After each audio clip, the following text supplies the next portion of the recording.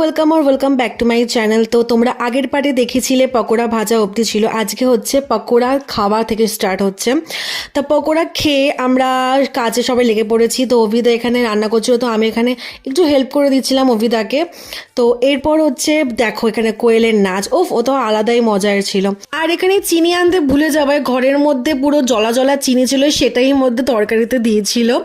আর এখানে প্রিপারেশন এখনো চলছে, তো এখানে আবার নাচও করছে মানে। আর দেখো আমাদের নাচের স্টেপগুলো জাস্ট তোমরা দেখো লিটারেলি। হ্যাঁ, আমাদের ট্যাপার নাচ তো তোমরা দেখাতে ভুলেই গেছিলাম। এই যে হচ্ছে ট্যাপার ডান্স স্টেপ। আর এখানে অভিদা রান্না করছিল চিকেন। আর এখানে দেখো কোয়েল ঘুমিয়ে পড়েছে এত নাচানাচি করে। এবার বলি আমাদের মেনুতে কি ছিল। রাইস, ফুলকপি ভাজা, ফুলকপির রেজালা আর চিকেন। ফুলকপির রেজালাটা ভীষণ ভালো হয়েছিল, এটা কিন্তু অভিদা রান্না করেছে। পিকনিক শেষে কোয়েলকে বাসন মাজতে দেখে আমি বলছিলাম তুমি বছরের শুরুতেই বাসন মাজছো, তো সারা বছর কিন্তু বাসনই মাজতে হবে। Just kidding guys.